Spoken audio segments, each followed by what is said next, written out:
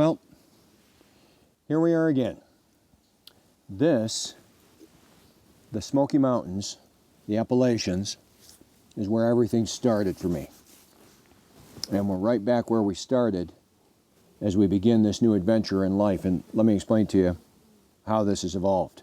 We went to celebrate an accomplishment with a fitness program that we were doing to do some hikes in the Great Smoky Mountain National Park. We really thought that was the coolest thing in the world. And from there, Levi and Ed and I, and then Levi and Elise and I, undertook hikes all over the country, in the Rockies, in the Sierras, of course in the Smokies. Took Joelle to Grandfather Mountain, Attic Window, in the Pisgah National Forest. So it's appropriate that we're here this morning, and I'll explain why. So in 2020, as part of this hiking evolution that took place, I went to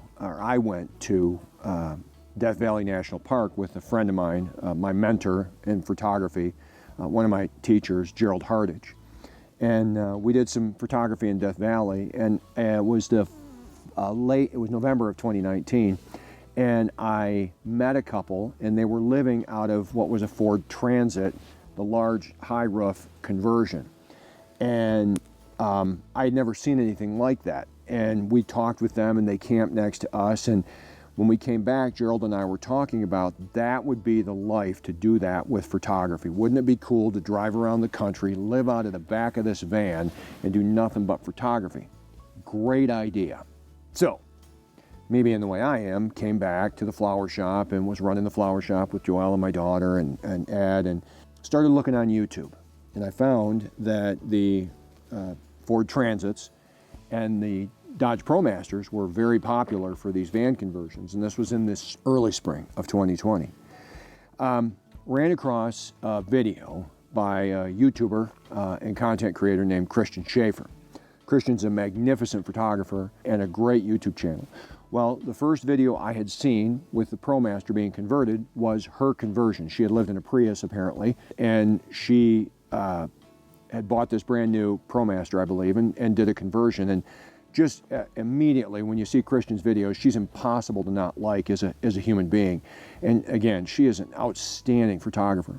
Well, loved the video. I loved what she did with the van, and I was hooked. It was like, I have to do this. What am I going to do with this flower shop? What are we going to do with the flower shop? We're just not sure. So I then decided that May of 2020 to hit the road in my Dodge Grand Caravan. I had built it out, and I went out for 8 weeks or 9 weeks and traveled around the Southwest up through the Grand Teton National Forest and in through the Rocky Mountain Range, and thought this is really, really great.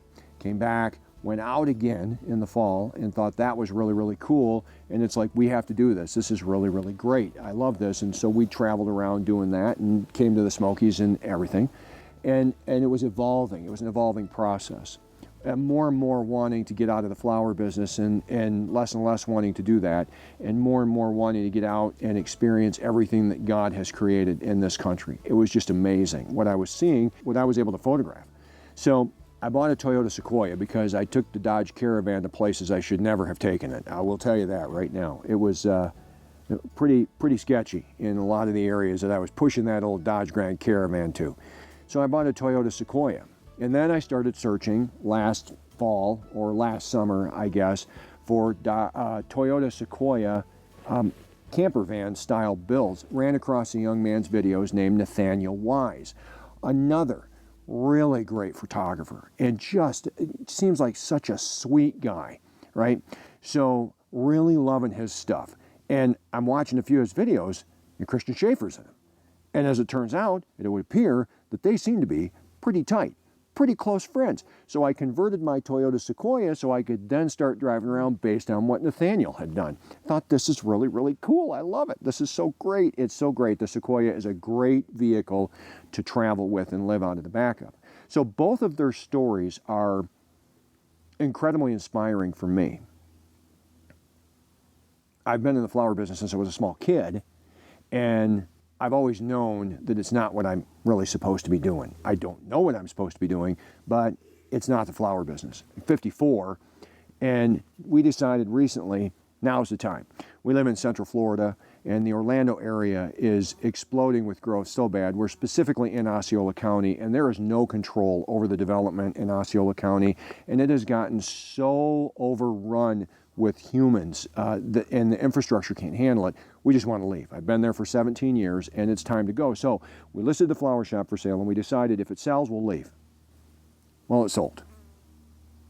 The real estate market has gone through the roof, and our house has more than doubled in value from what we paid for it in 2017. So we decided we would list the house. Well, we knew we were going to sell the house, and we had some proceeds from the sale of the business, and we went out shopping, and we decided that we didn't want to live sans house, without a house, out on the road. So we decided that we would do a small teardrop camper, and immediately realized this is going to be way too small to live out of, especially with Watson. We're taking Watson everywhere with us. Yeah. Our dog. We went out shopping one day, right? Yes, after you sold. After I sold the Range Runner, we went out shopping, and we were looking at the North Trail Ultralights and thought that would be the greatest thing. We would love that. I have a friend that I met in the Valley of the Gods that has one of those. And we were looking at travel trailers specifically. yeah, and we ended up going over to look at some Springfield or Springdale Keystones or something, Keystone, whatever. Keystone, just looking. Yeah, looking. We ran across this Winnebago, 2022 Winnebago with an extreme weather package, an off-road package, and it was like, this is the camper we're buying. Right. So we weren't planning it. We No. had the money, and we decided to buy it. Hey, there's a bug on the camera. Oh, bug on the camera. Get off there. The All right. bees are buzzing. Yeah, they're going crazy. So we actually bought it.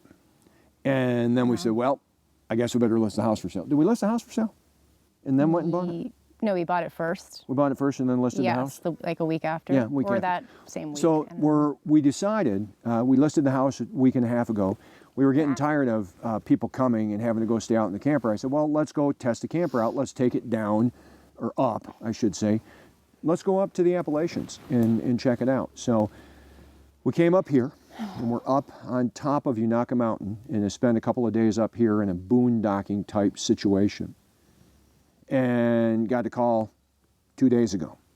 Got an offer on the house, extremely qualified buyer, full price offer. So we're moving out of our house August 21st and gonna head west. 10 days, the house.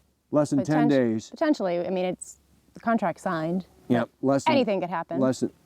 Are you being a pessimist again? No, I'm just, That well, it's gonna fall through? no, 10 days What it do you- took us. We thought about maybe 3 months, we were saying, right? Yeah, the standard time on the market right now, where we're at, is 60 to 80 days. So 10 days is pretty impressive. And yeah, we're going to go back home and pack it all up. Yeah, we're like what so many people do, like in a couple of Christian's videos where she talks about what she did when she left the corporate world and started living in her Prius. We're selling everything, and we're going to live in a camper, maybe down by the river. Ooh.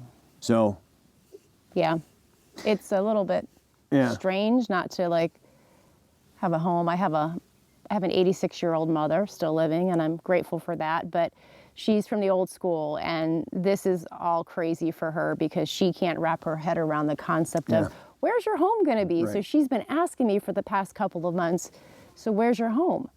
And I'm like, it's going to be in the camper. And she's struggling with it a little bit, but I've talked to her some, and she understands, you know, she just has never camped in her whole life, so she doesn't understand how this world works. So it's exciting, but we know that it might not be able to last for many years, hard but to we say. don't know.